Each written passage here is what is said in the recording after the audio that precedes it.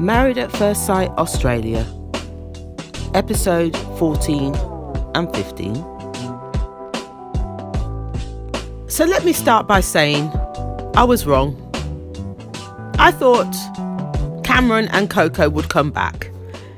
I was wrong. So instead we have 3 new couples. We have Georgia and Liam, Johnny and Kerry, and lastly Chris and Jamie. Starting with our first wedding, we had Johnny, who is 29. He's of Italian heritage and he's a theatre producer. Then we had Kerry, who's 30 and she's of a Maltese background and an occupational therapist. Both singles have previously been married. Looking at their VT, these two look like a good match. So let's proceed with the wedding. I did notice at the wedding we had a few gate crashes. Yep, a few gate crashes. The rest of the Married at First Sight couples. But hang on a minute. Did the invitation not say, wear your Sunday best? Sunday best to me dictates we're going to church. Correct me if I'm wrong, but that's what I relay from that. Sunday best is going to church. Where's the suits? These guys dressed like they were going to the pub. Yep, going to the pub. Except for 1 or 2 that did read the invitation correctly. I think it was Melissa and Joe. They're the only 2 that read the invitation correctly. Oh dear. Anyway, I'm going to come back to these guys later. I have more to say. Moving on to the groom. He looked very nice. He looked very nice in his suit. Mr. Johnny, very handsome guy. But have you seen his brother as well? His brother looks like a twin. They look so alike. Oh my God. I was thinking, hang on, which one? Which one is it? Which one's getting married? Yeah, they look so alike. I did like how Johnny integrated with the guests. Yeah, he wanted to know who was who, mixing with everybody. Then we had our Married at First Sight couples at the back that he was thinking, who are they? Are they a rent-a-crowd? That was funny. But they soon made him know that they were part of the experiment. And then there were some negative jibes that were thrown into that conversation that I didn't like. Why would you do that at someone's wedding? Stop that nonsense. Stop it. Keep your flaming opinions to yourself. Would you do that on someone's wedding day? Oh my God. Some people weren't raised right. Let me continue. The bride shortly arrived and these 2 locked eyes. These 2 looked happy to see each other. She was what he was looking for. He matched her criteria. And vice versa. These 2 were very comfortable with each other. They talked, they chatted before saying their vows. It was very comfortable, very easy. This was already a good match. They said their vows. They kissed. And it wasn't a peck on the cheek. So this, as I said, had already started off on a good note. Fast forward to the wedding reception. I did actually like the layout of that wedding reception. I thought it was cute. The little low tables, them sitting on cushions, had that sort of Moroccan feel about it. Not sure that I'd be able to do it. If I was to sit on the floor like that, someone would have to pick me up. Anyway, these 2 seem to be getting on well. Yeah, even the rest of the Married at First Sight couples were looking at them and saying they look good together. They do. They actually do look good together. When the bride and groom were having a conversation, the bride mentioned that her ex is looking after her dog while she's at this wedding, getting married. The groom's face was like,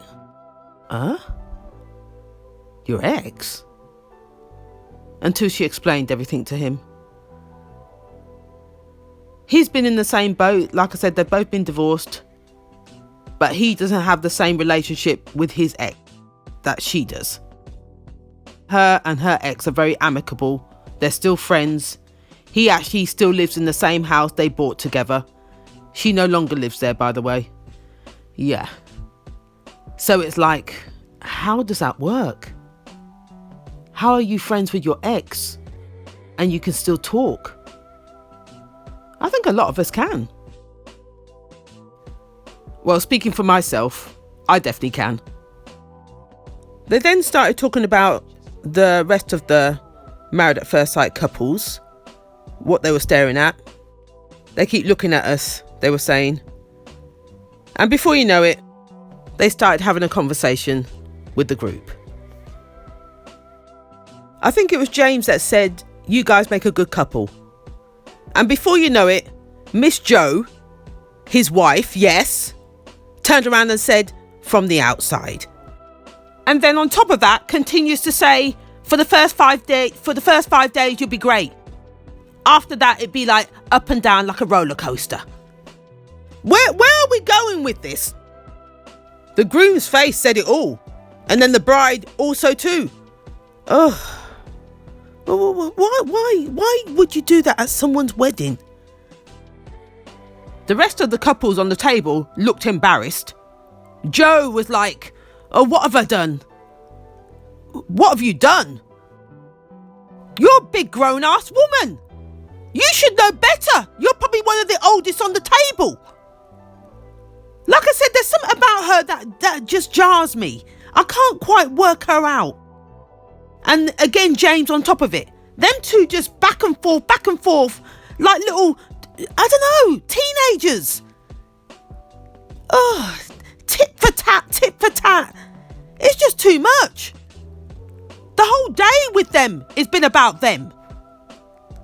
Last night he went missing for 24 hours? She couldn't find him. Oh dear. Oh, I can't work these two's relationship out. And then he's got a slight passive-aggressive side to him. When he was talking about her towering over him when they were speaking in back at the apartment, saying that she's getting aggressive. No, don't try that. Don't try it. About her raising her voice. She wasn't raising her voice. She was making a point. Don't you dare try that. Don't try that stunt there. Coming back to Johnny, the groom, he reassured his wife that, oh, that was brutal. That was very much like throwing somebody under the bus. And he reassured her that he wouldn't do that to her. That was too much. This couple here are at least 10 years, if not more, younger than Jo and James. But they know how to conduct themselves in this type of setting. Jo and James, you should be ashamed of yourself. Absolutely embarrassing. Especially Jo. And if you thought that was the end, no, they continued. The next conversation was about them not wearing their wedding rings. Then we had another discussion across the table. I think it was Melissa that turned around and said, remember, we're at a wedding. Yes, we're at a wedding. Ugh, my goodness. Shortly after, these two took time out together to have a discussion about their relationship.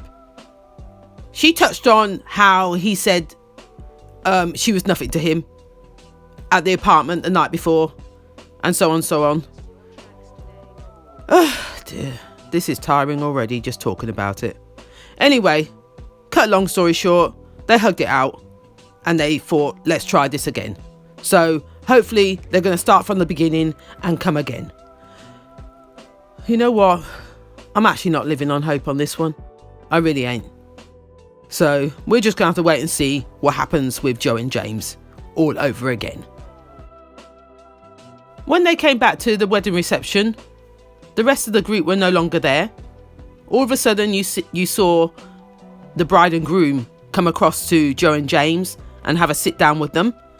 They explained their situation in regard to how happy they were when they first met and how things have been a roller coaster, etc, etc, etc. And how the whole process has been very challenging. But they wished them luck because they could see they look good together.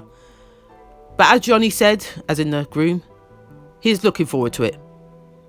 He feels he can get through this. So we're going to have to wait and see how him and his bride, Kerry, proceed in this process. It's a shame we didn't get to see more of these two. It looked like Joe and James took over the show. Oh dear. Anyway,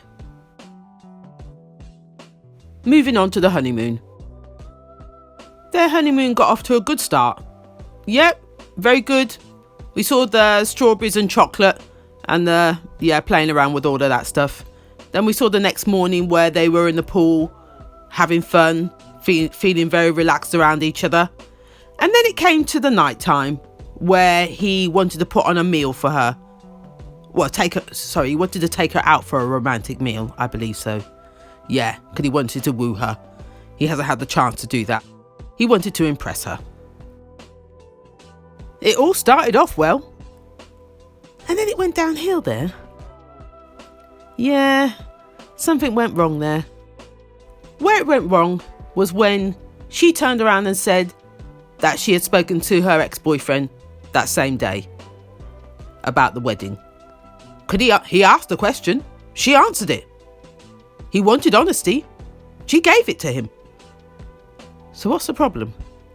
The problem was that she's still in communication in such a way with him, and on the wedding day of all days, discussing what's going on with the two of them, as in Johnny and Kerry. He's worried about how much detail does she give him. Plus he's trying to get his head around how they have such a good relationship compared to him and his ex-wife. Sorry, I should have said ex-husband for her. I said ex-boyfriend.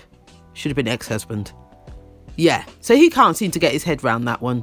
That weirds him out. In that situation, I can definitely understand where he's coming from. Yeah, that's a strange one. The whole evening after that became very awkward. He found it hard to talk.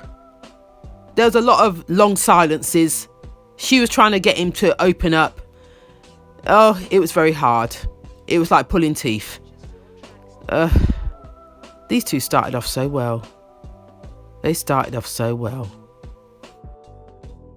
He did ask one particular question, whether she would... No. Sorry, let me get this right. He asked whether she missed her ex. And she turned around and said something like, "Are you worried that I would go back to him?" Something like that. That's how that conversation went. And she tried to reassure him there was nothing going on between the two of them. They wouldn't be divorced if that was the case. That relationship became more of a friendship with them. So many months into the marriage, they realised they were just friends rather than any romantic spark between them. So it's been like that ever since. So she was trying to reassure him. Not too sure what it got through to him. But yeah, it's a hard one. I get where he's coming from, I really do, because I would be very sceptical myself. So I do understand his misgivings in that situation. Shortly after, we saw that he had gone off somewhere on his own, and you saw Kerry coming to reassure him all over again about the whole situation. Try to put him at ease. He said he likes her. He's trying to be understanding of the whole scenario. But hopefully that's all been put to bed. We're going to have to wait and see whether this continues and where they go from here. It was the next day that Kerry put on a picnic for the two of them to try and reassure her new husband. And he took it on board. That day went very well. It was a picnic in the rain. He loved it, actually, and he felt better for it. Lastly, before going back to the city to join the rest of the couples, these guys went canoeing. They seem to have a good day out. Yeah, I think these two are really getting to know each other more and bonding more. And I think things are looking up. So we're just going to have to wait and see where they go from here. So this is where I'm going to leave it for now. I will shortly come back with part 2 for the remaining couples.